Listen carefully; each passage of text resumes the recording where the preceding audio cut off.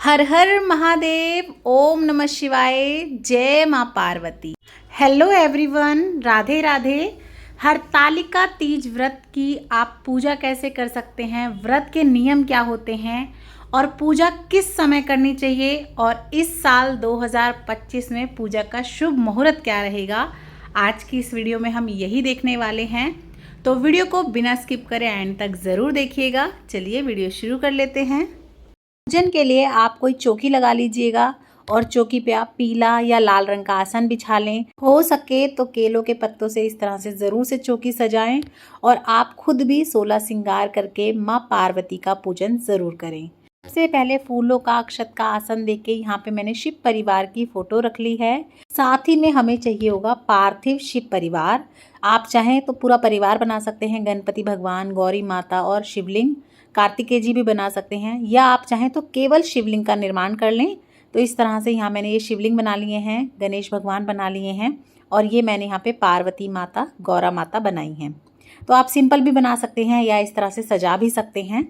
उसके बाद आप चावल ले लें और उनसे हमें अष्टदल कमल बनाना होता है। तो आप रंग भी सकते हैं चावलों को हल्दी से या केसर से, या फिर आप सिंपल चावल से अष्टदल कमल बना लें और उसके ऊपर थोड़ी सी कुमकुम और थोड़ी सी हल्दी आप चढ़ा दें। उसके बाद हम कलश स्थापना करेंगे। तो कलश के ऊपर सबसे पहले हम जो है कलावा बांध लेंगे, स्वास्तिक पूर लेंगे। इस तरह से कलश को कंठ तक आप साफ जल से भर लें और इसमें गंगा जल आप ज़रूर से डाल लें। और कलश स्थापना के लिए हमें कलश में डालना है हल्दी की गांठ, सुपारी, सिक्का, इलायची, लौंग, थोड़े से चावल और फूल डाल लें आप इस तरह से। साथ ही में थोड़ी सी कुमकुम या रोली भी आप ज़रूर से अपने कलश में डाल लें।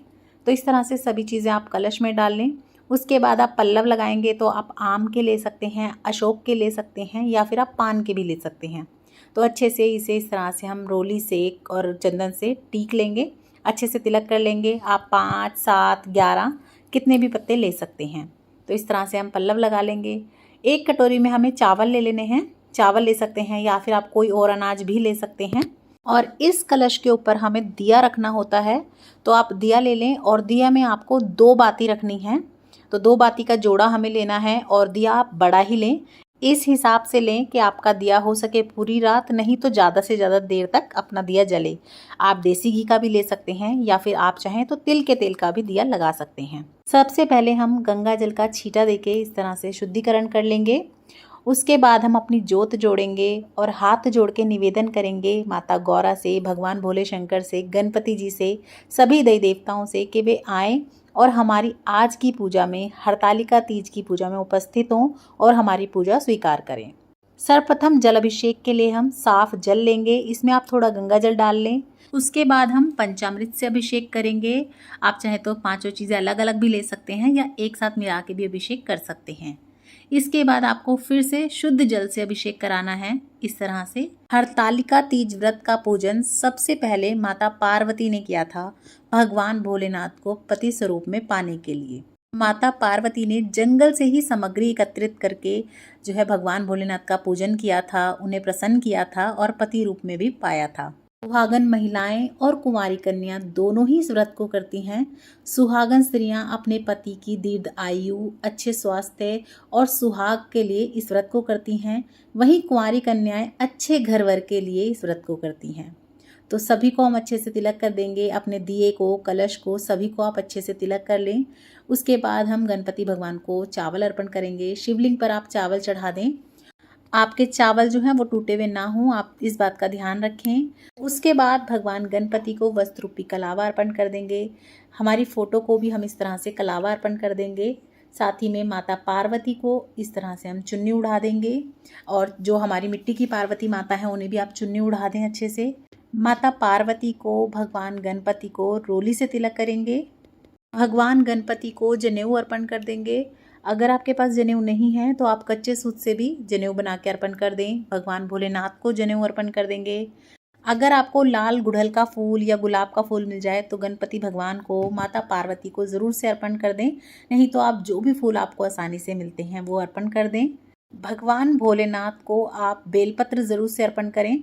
तो इस तरह से चंदन से तिलक कर दें बेलपत्र पे, और इस तरह से जो चिकनी साइड होती है वो शिवलिंग पे टच करते हुए आप इस तरह से अर्पण कर दें। आप 5, 7 कितने भी अर्पण कर सकते हैं। बेलपत्र, धतूरा, धतूरे के फूल, आंकड़े, आंकड़े के पत्ते, शमी पत्ते, कनेर के फूल, भगवान भोलेनाथ की जो भी पसंद की चीज़ें होती हैं वो सभी आप भगवान भोलेनाथ को अर्पण कर दें। तो इस तरह से हम भगवान भोलेनाथ की सभी प्रिय चीज़ें उनको अर्पण कर देंगे। हो सके तो सफ़ेद रंग के फूल अर्पण करें। तो अच्छे से भगवान भोलेनाथ का पूजन कर लेंगे। उसके बाद हम अपनी जोत का भी पूजन कर लेंगे। आप अपने दिए को, कलश को, सभी को फूल अर्पण कर दें। उसके बाद हम चने चढ़ा देंगे। तो ये भीगे हुए चने होते हैं, ये भी आज के दिन ज़रूर से चढ़ाए जाते हैं। तो सभी भगवानों पर इस तरह से आप ये चने चढ़ा दें। माता पार्वती को सुहाग की सामग्री भेंट करेंगे। तो आप हो सके उतनी जो है सुहाग की चीज़ें ले लें, 5, 7 या पूरा 16 श्रृंगार भी आप ले सकते हैं। खुद भी आपको पूरे 16 श्रृंगार करने हैं और माता पार्वती को भी आपको श्रृंगार का सामान चढ़ाना है। तो आपकी फ़ोटो हो या जो आपने मिट्टी से पार्वती माता बनाई हो, जो जो भी चीज़ आप उन्हें चढ़ा सकते हैं, उनका श्रृंगार कर सकते हैं, तो उन्हें ज़रूर चढ़ाएं। थोड़ी चूड़ी चढ़ा दें, मेहंदी लगा दें, रोली लगा दें, महावर लगा दें। इस तरह से आप उनका श्रृंगार कर दें। आप गुलाल ज़रूर से अर्पण करें। सभी को इस तरह से हम गुलाल अर्पण कर देंगे। साथ ही में बाबा भोलेनाथ का श्रृंगार करें। आप उन्हें अबीर ज़रूर से अर्पण करें, अच्छे से उनका भी श्रृंगार करें, माता पार्वती का भी श्रृंगार करें। और मन ही मन आप ओम नमः शिवाय का या किसी मंत्र का उच्चारण कर सकते हैं पूजा करते समय। उसके बाद हम इत्र लगा देंगे। तो आप इस तरह से जनेऊ पे इत्र लगा सकते हैं और माता रानी की चुन्नी पर, पोशाक पर इत्र लगा सकते हैं, या फिर आप रुई के छोटे छोटे टुकड़े लेके उन पे इत्र लगा के वो भी अर्पण कर सकते हैं। तो इस तरह से हम इत्र लगा देंगे, अच्छे से उनका श्रृंगार कर लेंगे। उसके बाद हम उन्हें भोग लगाएंगे। तो भोग में आप कोई भी मिठाई ले सकते हैं, घर पर आप कुछ भी बना सकते हैं, पकवान बना सकते हैं। कुछ फलों का भोग लगाएंगे और हो सके तो आप फलों में आज के दिन ककड़ी या खीरा ज़रूर से रखें। अपने हिसाब से आप 5 फल, 7 फल जो भी है वो पूजा में अर्पण करें, भगवान को भोग लगाएं। उसके बाद आप अपना कुछ भी सिंदूर दान, सिंदूरा जो भी आपके पास हो, या फिर आप नया भी ले सकते हैं, वो आप पहले पार्वती माता को चढ़ाएंगे। तो आप हो सके तो आज के दिन ज़रूर से अपना सिंदूर दान ज़रूर से पूजा में भी रखें, पहले माता पार्वती के चरणों में रखें। और अगर नई आप ले रहे हैं, कोई डिब्बी वगैरह नया लाए हैं, तो आप माता रानी का पहले उससे श्रृंगार करें, उसके बाद उसे आप यूज़ करेंगे, ताकि माता रानी का जिस तरह से अटल सुहाग है, माता रानी आपको भी आशीर्वाद दे, आपका भी अटल सुहाग हो। उसके बाद हम धूप दिखा देंगे। तो अच्छे से यहाँ पे हम धूप दिखा देंगे। साथ ही में आप कुछ दक्षिणा ज़रूर से निकालें। तो अपनी यथाशक्ति अनुसार जो संभव हो आप वहाँ पे दक्षिणा ज़रूर से निकालें। उसके बाद हरतालिका तीज की कथा सुनी जाती है। तो कथा सुनने के लिए आप 1 लोटा जल ले लें और अपने लोटे के ऊपर आप कलावा बांध लें, इस तरह से तिलक कर लें। अपने सीधे हाथ में कुछ दाने ले लें, फूल ले लें और यहीं पर बैठकर हम कथा सुनेंगे। कुछ जगह पर ये कथा चने लेके सुनी जाती है, तो आपके यहाँ पे जैसा होता हो आप उस हिसाब से कथा सुन लें। कथा की वीडियो मैं अलग से दे दूंगी आपको। अगर इसी वीडियो में हम कथा भी सुनेंगे तो वीडियो बहुत लंबा हो जाएगा। कथा का वीडियो आपको चैनल पे भी मिल जाएगा और लिंक आपको डिस्क्रिप्शन बॉक्स में भी मिल जाएगा, तो वहाँ से भी आप सुन सकते हैं। तो कथा सुन लें। कथा सुनने के बाद ये जो आपने हाथ में दाने और फूल लिए हैं वो थोड़े से आप अपने लोटे में डाल दें अर्घ देने के लिए, और थोड़े से दाने आप माता पार्वती को चढ़ाएं प्रार्थना करते हुए, जैसे माता रानी का अटल सुहाग है वो आपको भी आशीर्वाद दें कि आपका भी सुहाग भाग अटल रहे। हरतालिका तीज व्रत में हवन का विशेष महत्व होता है, तो यहीं पर आप हवन कर लें। तो आप अंगारी या करसी लेकर हवन कर सकते हैं, या आप कपूर पे भी कर सकते हैं। विधा से, सामग्री से इस तरह से आप हवन कर लें अच्छे से। उसके बाद जो भी आपने भोग प्रसाद चढ़ाया हो वो भी इस तरह से जो है आप अपनी हवन में इस तरह से भोग लगा दें, जल का छींटा दे दें। अब बात कर लेते हैं कि हरतालिका तीज व्रत कब किया जाएगा और इसका शुभ मुहूर्त क्या रहेगा पूजा का। तो 26 अगस्त को हमारा हरतालिका तीज व्रत का पूजन किया जाएगा। पूजा का शुभ मुहूर्त सुबह 5:56 से 8:31 तक का रहेगा। लेकिन अगर आप सुबह पूजा नहीं कर पाते हैं और शाम को करना चाहते हैं तो आप गोधूलि बेला में या प्रदोष काल में भी पूजन कर सकते हैं। उसका ये समय रहेगा 6:50 से लेकर 7:20 तक का। तो आप चाहें तो सुबह पूजन कर सकते हैं या चाहें तो शाम को प्रदोष काल में भी पूजन कर सकते हैं। उसके बाद हम प्रेम पूर्वक आरती कर लेंगे। आप चाहें तो कपूर से कर सकते हैं, चाहें तो आप अलग से दिया ले सकते हैं। सर्वप्रथम भगवान गणपति की आरती करेंगे, उसके बाद भगवान शंकर की, माता गौरी की हम प्रेम पूर्वक आरती कर लेंगे। आरती के बाद आप हाथ जोड़कर क्षमा याचना करें कि हे भगवान, अगर हमसे कोई भी भूल चूक हो गई हो, त्रुटि हो गई हो पूजन में, तो अपना बालक समझ के हमें माफ़ करें।